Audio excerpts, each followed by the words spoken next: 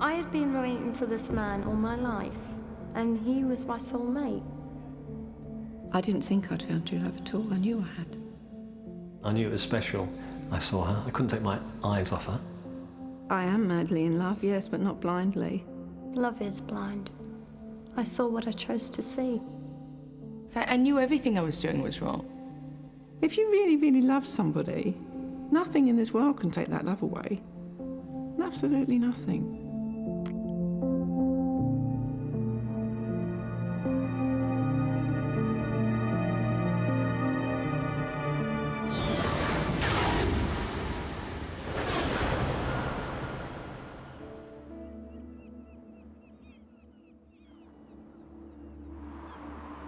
I met Martin when I was working behind my mother's pub, and he walked in and I thought, oh man of my dreams. He was just so handsome, and he ordered a drink and I sort of couldn't take my eyes off him. And later he asked me my name and he said he was a policeman. And he asked me if I'd like to go out for a date. And of course I said yes, definitely. He took me out to a couple of places and it was just brilliant. He had a pretty hard life, you know. He left school and he went straight into the army, and he worked himself up to a special agent who worked in Northern Ireland, and he worked undercover there. And he had awful experiences there, which obviously made me feel closer to him, because I felt, well, you know, this guy can actually trust me and tell me things about his life which are very personal. And even on one occasion, he saw his best friend get shot. You know, he sat there and he cried. For the first time in my life, I just felt instantly in love. But just 1 week after meeting Martin, Joanne had to return to her home and job 300 miles away on the south coast. When I was sitting on the train, I thought, I am in love, and it was really hard for me to let go, because I could just picture us already just being together.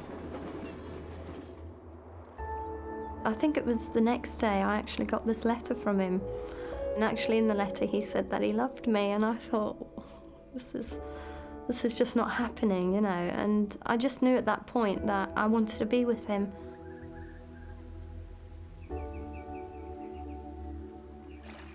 Martin said to me that he's got this £100,000 compensation coming through because he had actually had an accident at work. And he proposed to me that, you know, wouldn't it be wonderful if we were together? And would you like to come and live in the Lake District? And so what we did is we took a trip to the Lake District, and he showed me where he used to live, the mountains he's climbed. And you could actually just imagine it, living in this little house just together outside a big sort of river. And I said yes. And we were going to get married and have children and live happily ever after, you know. I was absolutely desperate to be with him. He was my soulmate. This is the person I'm going to spend the rest of my life with, and I would have given up anything.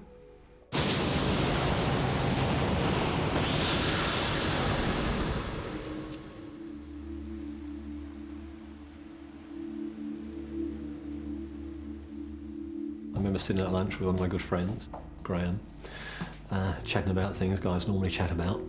And I noticed this young lady walking the restaurant, wearing all blue fur coat and a blue hat, looking absolutely striking, devastating. I couldn't take my eyes off her. I had this strange sort of feeling inside me, and I said to my friend Graham, I'm going to marry that young lady. I don't know what it was, whether it was physical or something else, but it happened to me. It never happened before. Decided to try and find out something about her, who she was, where she worked, how can I meet her, try and woo her, court her. I knew nothing about her at this stage, so I had to try and find information about her. I was lucky she had to do a job where she had to learn some of the computers and the telex machines, which was very close to where I worked. So what I did, I started to find excuses to be in that area, or maybe try and see it, go and get a telex, go and fix something in there. Any excuse I could. I found a way of trying to be there when she would be there. And that was my approach. There was this aura about her that just said, you have to treat this lady differently. You can't go about a normal approach, something different about Stephanie. And so I thought, okay, I think I have to treat this very, very carefully, kid gloves, very, very slowly. And also, not just that, I was very nervous. I never once doubted my original feelings. I'd dated other girls, I'd lived with another girl before, but these feelings I was having for Stephanie were completely different. So I equated that to love. I think my friends, they joked. You know, they thought I was crazy, but I didn't. I might have been crazy, but I knew I was right. John's gentle wooing of the mysterious Stephanie was indeed rather slow. After more than 2 years of meeting at the telex machine, Stephanie finally agreed to go out with him. Their first proper date was at a cafe next to Golders Green tube station. When she finally agreed to have a date, she said this place, and I said, yeah, fine. She says, well, I live nearby. So I said, great. Got there at the right appointed time, only about 15 minutes early, you know, just to make sure I was on time. And there was I, twiddling my thumbs. The apprehension, the nervousness, there was a mixture of all those feelings inside me. And I waited there a number of hours, and she never turned up. I was gutted. I couldn't believe it. She was something that was taking up a lot of my mind, a lot of my heart, you know, and it's what I could think of. Why couldn't she get a message to me? Why couldn't she just come down? Why could she even say she'd bother to meet me when she didn't want to? But I couldn't ring her and find out. I had to wait till I had the next opportunity to meet her, which was hopefully at work on Monday, but I didn't know whether I'd see her.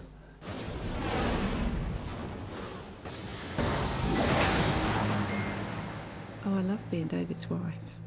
We were both in our 50s, and it's not that easy, you think, you know, on the shelf, who am I going to meet?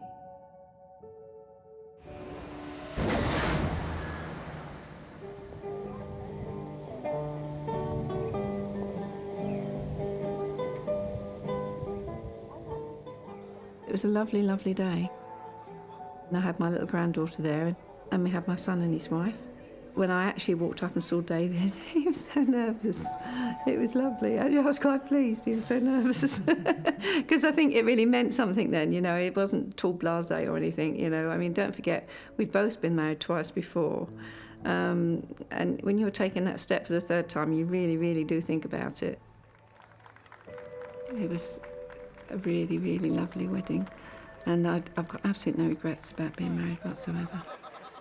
It's the best thing that happened to me, best thing in my life. Yeah, it was wonderful.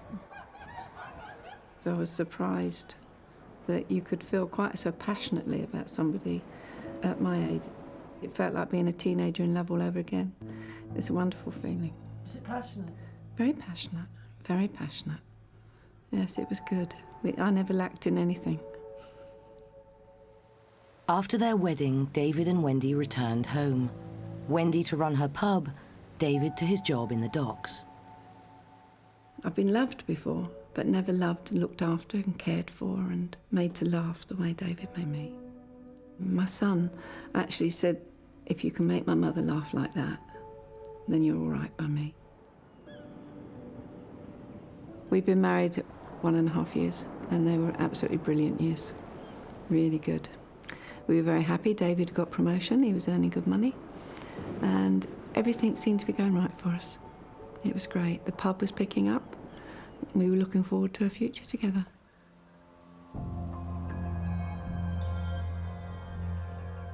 I got a phone call from my eldest son saying that he wanted to see me.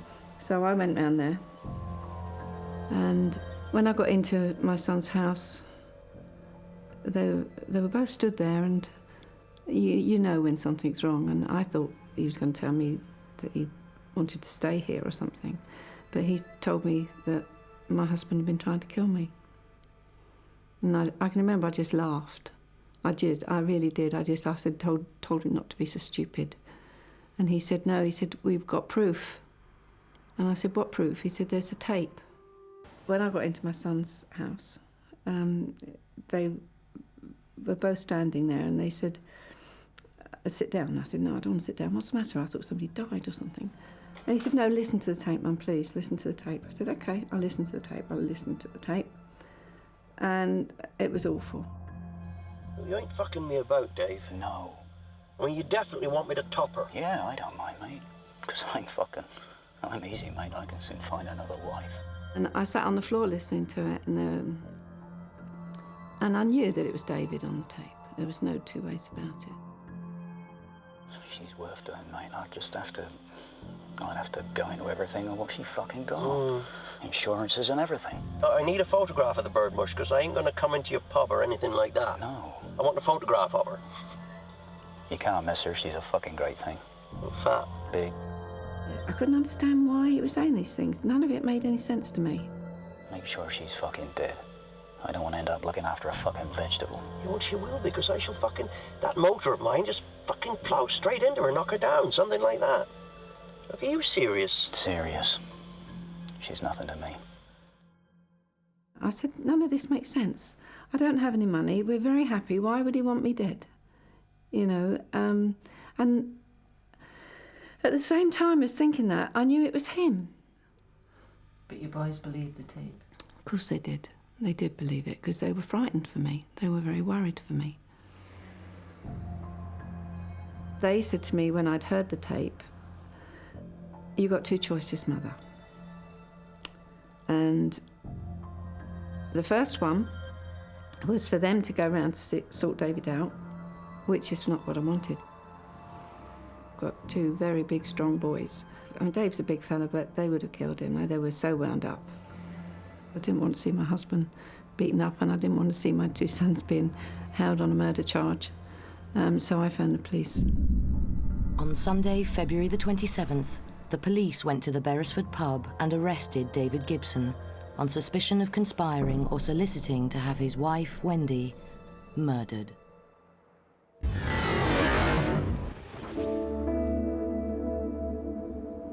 Well, it was all very romantic, like it is in the beginning. Two little lovebirds. It was really good. He was allowed to phone any time of day or night. It didn't matter, because he was working on shifts through the police station. And then he came down about 3 weeks later to come and see me. I introduced him to everybody I knew, because he was just so wonderful. You know, this is the guy you want to show everybody to, you know, even the neighbours. You know, I was just so proud to walk next to him and to be with him, and it was just wonderful. I even took him to my workplace because everybody was so excited for me and really happy, and they just thought he was absolutely fantastic. And they were very impressed by him, you know. Whilst I was in Poole, he said that he missed me so much and that he wanted to do something very, very special for me. And when I asked him what, he said, very romantically, that he was going to set off at 4 in the morning and drive to the Lake District. This was going to be our dream place to live. And he was going to climb the highest mountain, and he was going to get me a rock from the top. And he did. He phoned me at 4 in the morning before he was leaving. And I think he phoned me at 10 in the morning at my mum's pub to say that I've got it. I've got your rock. And I just thought, you know, what kind of guy does that? It's got to be wonderful. I must be the luckiest woman in the world. So lucky did Joanne feel that 6 months after meeting Martin, she handed in her notice and left her job in Poole, where she'd recently been promoted.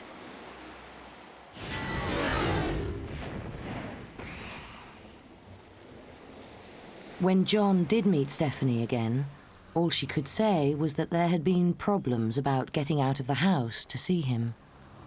I sort of accepted it, and we arranged then maybe to make another meeting. So, okay, I said, yeah, okay. But, I said, but please be there and all this. Now, why don't I come and pick you up from your door? No, I can't do that. Second time, we were successful. And we were able to meet in this little cafe down in Golders Green. We just carried on the sort of conversations we'd had from work over a cup of coffee. I tried to sort of touch hands and all those sort of things and try to start to sort of break some barriers. And he said, right, got to go. And I said, do you have to go? As one does. He says, yes, I've got to go back. I can't be out for long. All right. Okay. Can I take you home? Make you cook? No. It's okay. She had to dash off. For about 2 years, I suppose Stephanie and I were having these little clandestine meetings. And as much as in the background I may have thought they were a little bit strange, the way they were sort of panning out sometimes, I knew deep down I loved her and I accepted it. We were getting closer. It all mounted up into meaningful relationship, in my opinion.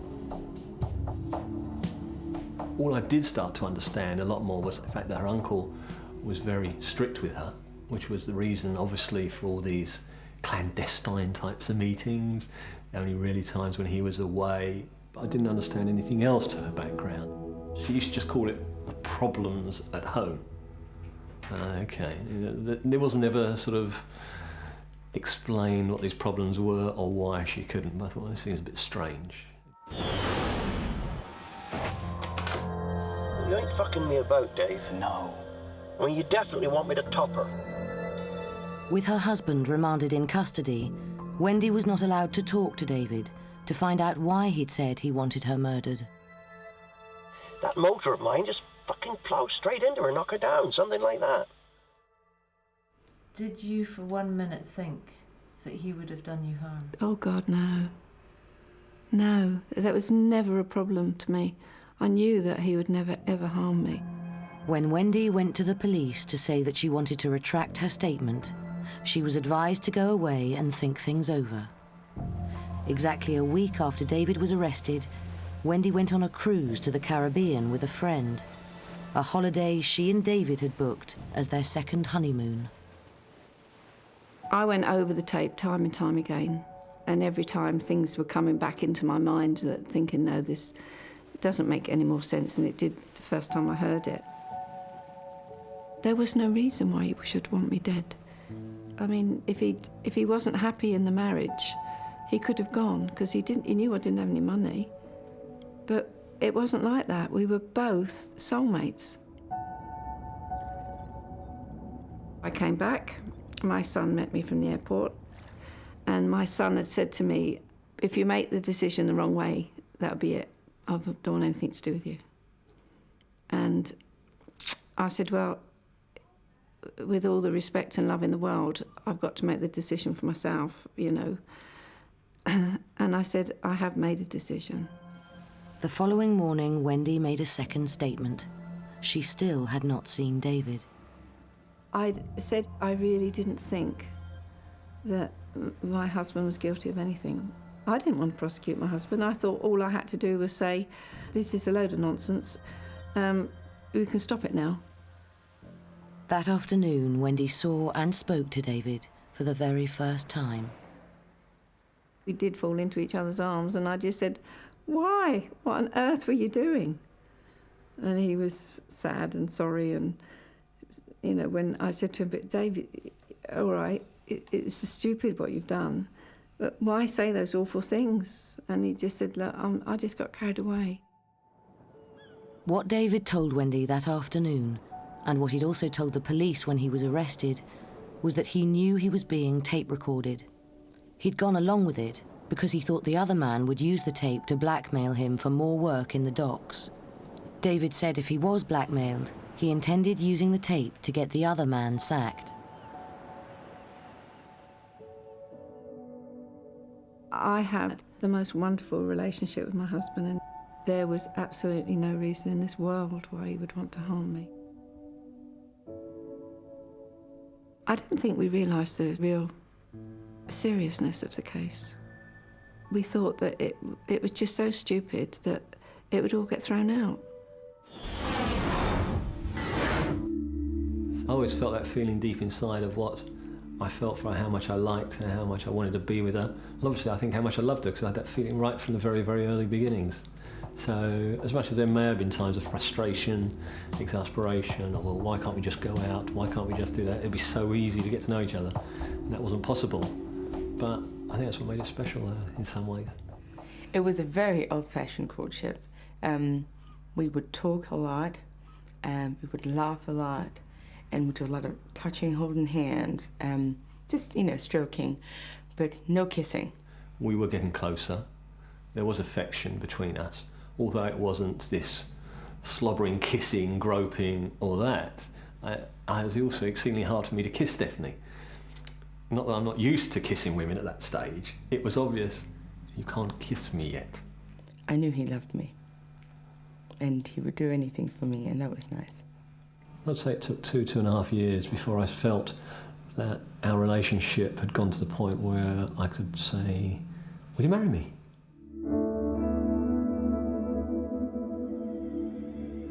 Now, I think the only way to do it is to do it properly. So I had to get an engagement ring. I had to find a nice place to propose to her. And she's bound to say yes. I said, right, Steph, let's nip out. We can go down this little pub in the Bleeding Heart Yard. Wonderful name. And a nice little restaurant called the Bleeding Heart. A lovely little place.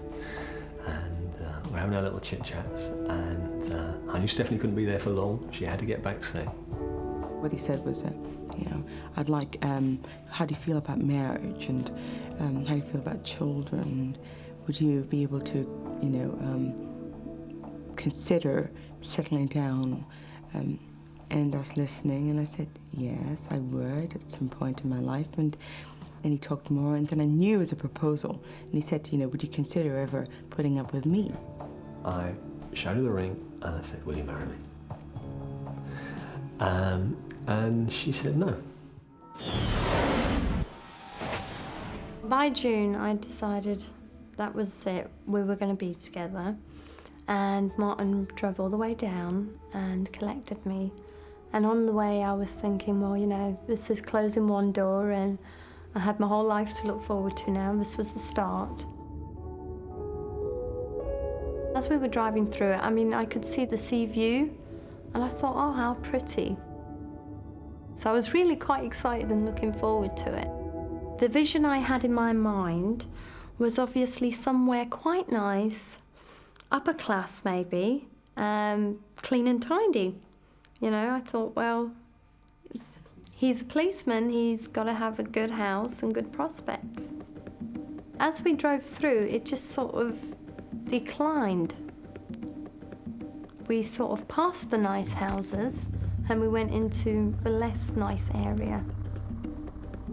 I was shocked, very shocked, because where we were was almost like a council estate.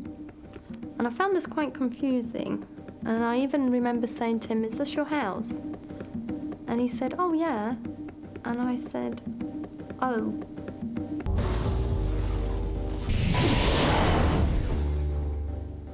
I'd left a good area,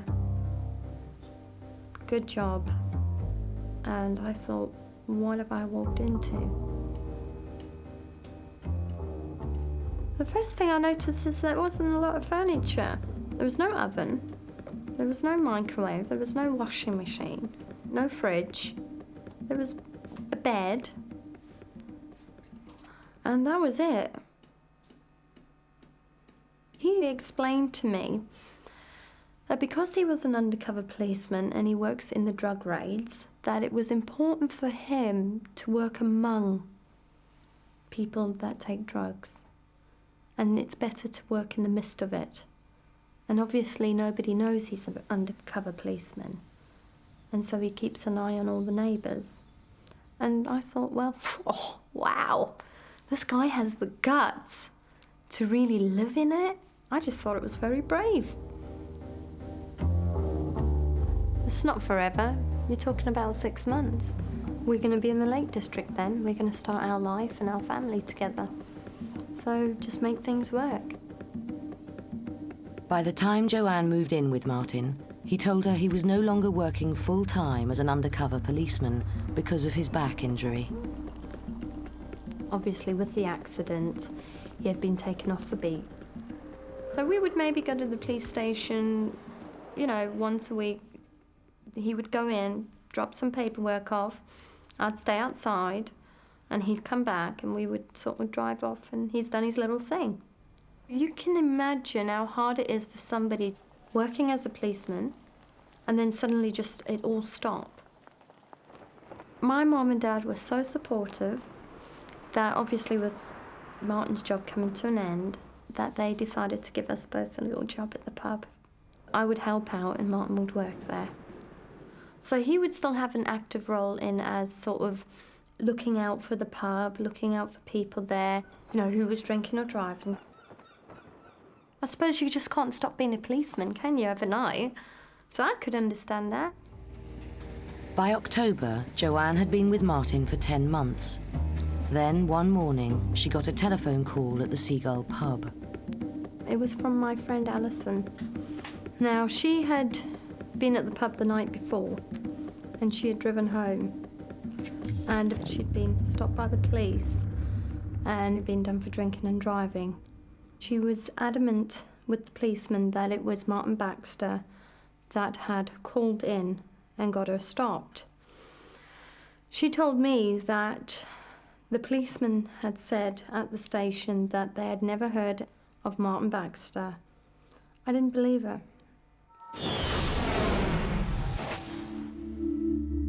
Jonathan didn't know anything at all about my lifestyle. He knew my uncle was wealthy. He knew he was very strict. Very little was said about Stephanie's background, so she kept that part all very quiet. Certainly her uncle was a very powerful person. I found out he has dealings with the popes, financing. I had a friend of mine at work who knew a little bit about Stephanie and was dropping a few hints, like, because it started to be known that we were sort of an item. And he said, "Oh, do you know she's a princess?" I remember one of the little chats that Steph and I used to say, "Come on, Steph, let's hear a bit more about you, you know. Someone's been saying you're a princess, and, you know, and all this." She was very quiet.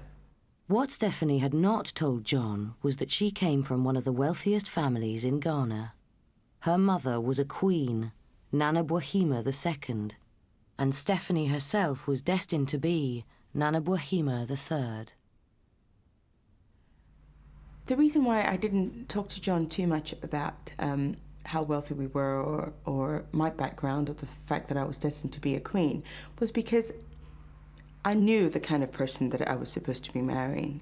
It had to be somebody rich, somebody of a high standing in the community, and somebody who's accepting of what I was supposed to be, which was a queen. The Stephanie who I knew was actually a princess destined to be queen, who was with me all this time, sitting across from me in our little cafe, and I hadn't the faintest idea about it. And I thought, that's intriguing. I wanted to be totally sure that I felt as strongly about him as I knew he felt about me. Because for me, I needed to go through that time to make completely sure that I was going to give up everything that I was brought up to be for Jonathan. Around November the 17th, I invited her again, straight after work, only for a short period of time, to propose to marry her. And she said yes this time. And I was elated. You know, I was completely elated.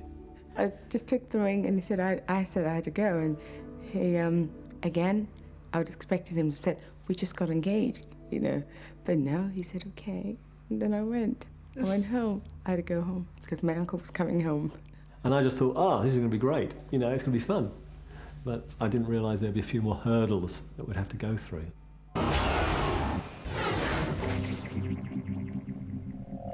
I refused to believe her. I thought she was trying to wind me up.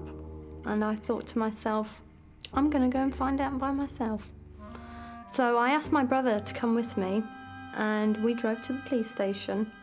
And I went in there and I said, do you have a policeman, Martin Baxter, working here? They said no.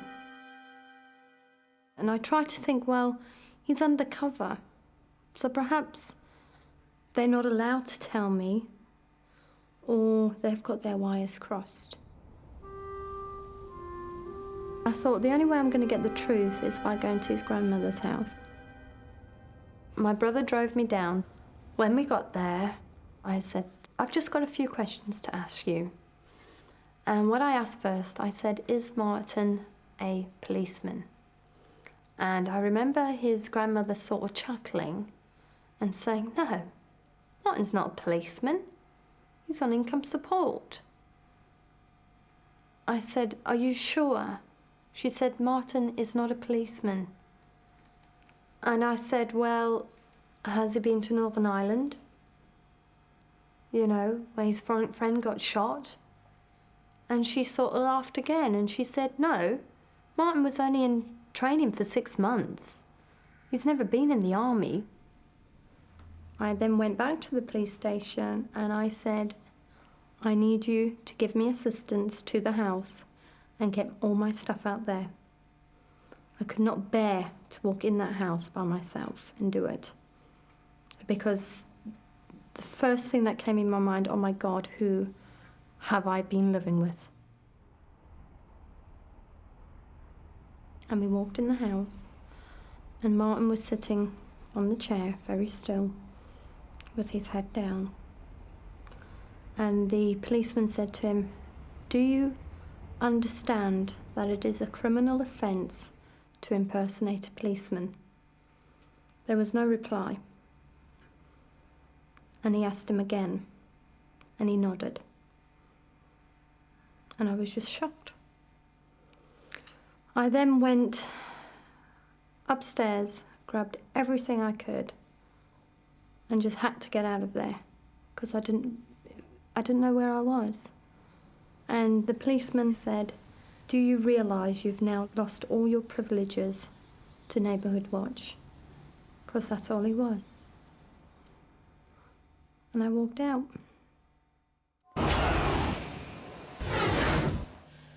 After John asked me to marry him, I started to worry, obviously, because I told my mother and I told my auntie, who were the two most important people in my life, and the third most important person in my life was the hardest person to tell. That was my uncle. Actually, what I said was, I was a chicken. I said, I met this young man that I wanted to go out with, and he just looked at me. And when he said, who is he? Told him. And then I think as soon as I said he was English, he hit the roof. That wasn't what he wanted to hear. And I stood there and he said, has it gone further? I said, yes, Uncle. And I just took out the ring and showed him. He looked at the ring and again he flew off the handle. I listened and very quietly, and he asked me to go to Ghana. I was on a plane 2 days later, and my uncle had a party at his house. It was very strange because everybody was paying a lot of attention to me, and I couldn't figure out why. I began to think it was because I was getting engaged to John, you know, so they all understood and they were all happy. And it all hit home when I got up to dance with this young man. Everybody started clapping, and I was wondering why they were clapping. My uncle was just basically hoping that I would just notice what I was giving up, all these wonderful young men, very wealthy and of the same standing as we were, and then just not want to go back. And I was distraught, and just the feeling of not seeing John again was enough for me, and somehow I knew if I didn't leave, I'd probably be made to stay there. I think I maybe had one phone call from her, first of all, that she'd got there safely and everything. And then the next phone call I had from her was after some party, she said, that went very wrong, that the uncle had arranged for her to meet all the eligible men around, and she wanted to come home straight away and to meet me at the airport. Was it nice when she came off the plane? Oh, definitely. You know, I mean, it's always nice seeing anybody walking off a plane, and see her walking off a plane back to me. It was absolutely wonderful. It was the beginning of our life, really, because at that point, everything changed. I went and visited him every single day. He was on remand. And that's quite hard to do when you've got a business to run. But every day I was up there. And I don't think we'd have both got through it if we hadn't seen each other every day. Did you still love him just as much? Yeah. At David Gibson's plea trial in April, he pleaded not guilty and was released on bail on condition he lived in the matrimonial home with Wendy, the wife he was accused of soliciting to murder. Because of this bail condition, Wendy and David believed the case would not go to court. But they were wrong. It wasn't an easy time going to the court because we were still obviously together, and we'd get up in the morning and walk the dogs, and then we'd have to go off to court together. And every day that week it was all in the headlines of the paper, which was awful. Foreman offers $20,000 to work colleague to kill his wife. They weren't sure at first whether they were going to be allowed to play the tape, but then they did, and obviously everybody was shocked. Well, you definitely want me to top her. Yeah, I don't mind, mate. Because I'm easy, mate. I can soon find another wife. From the witness box, David denied soliciting to murder Wendy and said he still loved his wife. He claimed the other man was nicknamed EMI because he was rumoured to have tape recorded a number of people. David told the court he did not like the other man and reiterated his claim that he thought he was going to be blackmailed. I mean, if you want somebody killed, you're not going to go to your arch enemy and say to them, "You killed my wife." It wouldn't happen that way. Wendy believed David, but would the jury?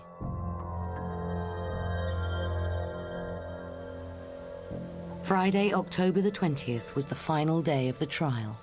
And it was just a summing up. And I thought the judge was quite favourable for David. But they asked, before that, they asked to listen to the tape again before the jury went out. Make sure she's fucking dead. I don't want to end up looking after a fucking vegetable. And then that's when they said they couldn't reach a decision. Oh, God. So we had to go out again. Oh, Dave and I, we just sort of looked at each other, you know. And we said, we were hugging each other, and we both said, whatever happens, we've got to be strong for each other. And I promised him I would be.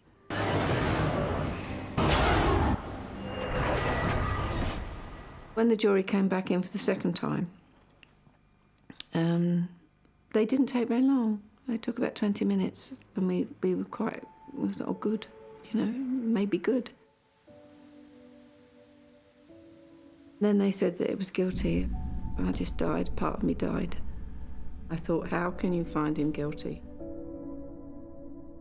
And then the judge, I vaguely recollect the judge sort of saying some things, and then he said, I'll sentence you to 8 years. And I just, total disbelief. My life's changed because of what's happened. I'm extremely lonely. You cannot imagine the type of loneliness that I feel. I haven't given up on my family, they've given up on me. I unfortunately don't see my eldest son. And I'm very sad that I've lost my grandchildren. Hopefully when my grandsons are a bit older, I'll be able to speak to them, but it does hurt.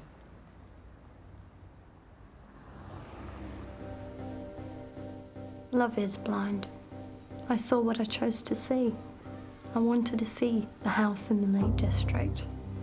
I saw the white wedding dress. I saw the little 2 kids in the garden. That's what I saw. Me and him, blissfully happy.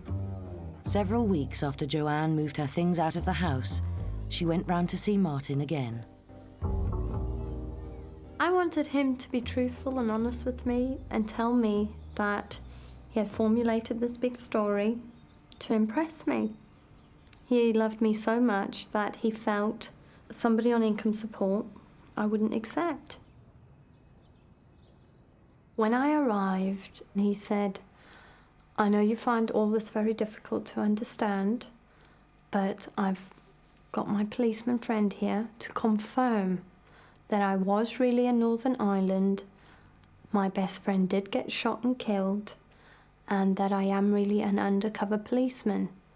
And the reason they can't reveal such information is that they would blow my cover. And I think it was in that moment I thought, nah, you're still lying. Did you realise then it was over? I realised at that moment it was over. If Martin had told me the truth and said, I've made this all up, let's start again, I would have married him and been happy to, because I loved him. I've never been able to trust anybody again. It doesn't matter what they say, it's almost like I've got to double check everything. I quiz them. I try to remember exactly what they're saying, and in case they change the story later on. He took everything. Took the one main thing that you need in a relationship, and that is trust. Once we had broken up, I went on the rebound. The first guy that would listen to me, I got involved with. I became pregnant and had twins, but I also realised that I got myself into a very, very bad relationship. Come on, little man. Joanne is living once again in Dorset, bringing up her twins, Shannon and Jordan, on her own. I believe that my two children have kept me together as a person. They've given me something to look forward to, and things are looking really, really up. In the last 8 months, things are starting to come together. I'm trying to rebuild my life. And I hope maybe one day I will perhaps meet somebody and get married.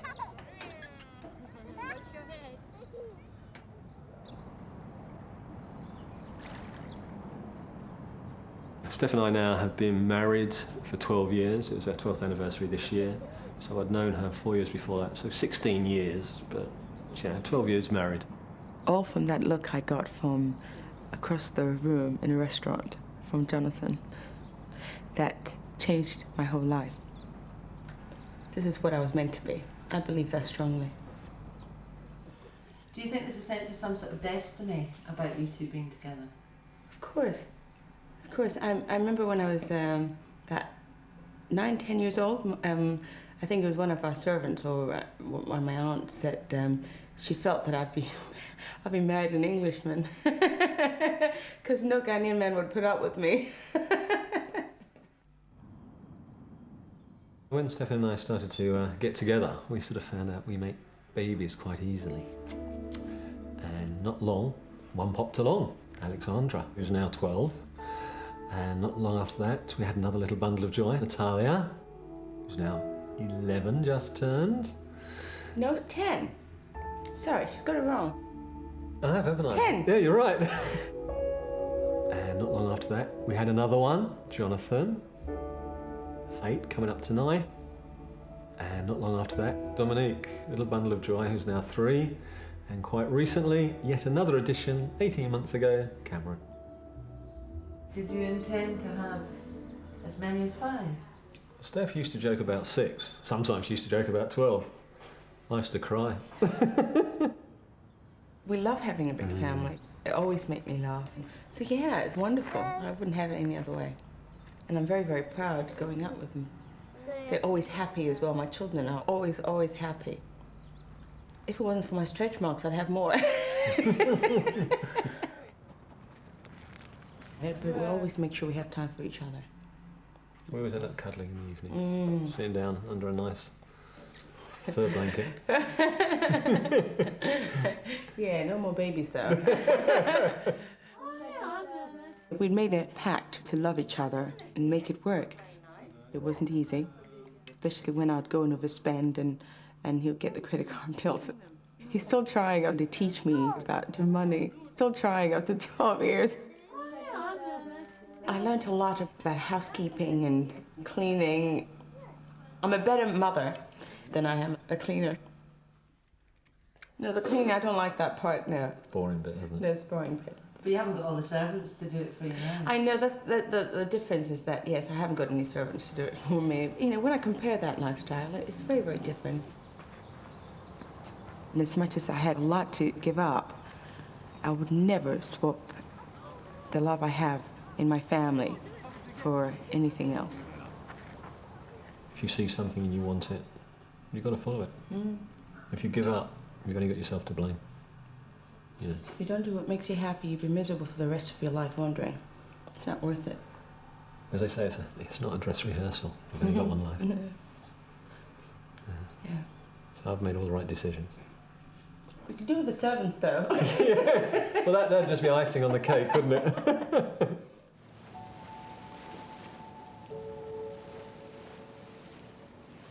I think, like a lot of people, when they hear the story, they just think I'm some silly woman that's madly and blindly in love. I am madly in love, but not blindly.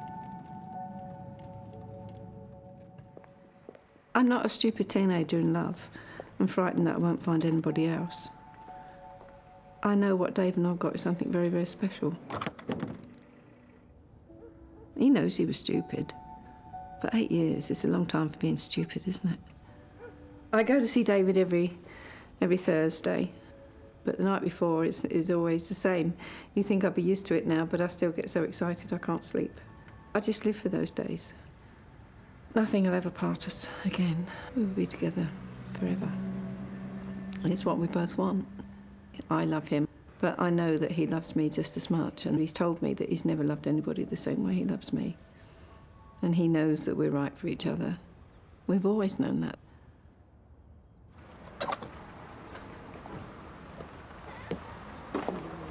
How was it? Fantastic. Yeah, we always have a really good visit. Yeah, it's really, really nice. Did lots of laughing, lots of talking, lots of holding hands. Really, really nice. Looking forward to the next one now.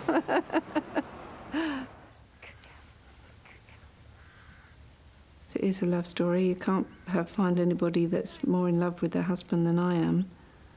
I'm just a very, very lucky woman to have found somebody that I love as much as I do, and it's reciprocated. I think that's lucky. We're going through a bad spot at the moment, but it won't be forever. And then everyone's going to be really jealous of me, because I'm going to be the happiest person in the world.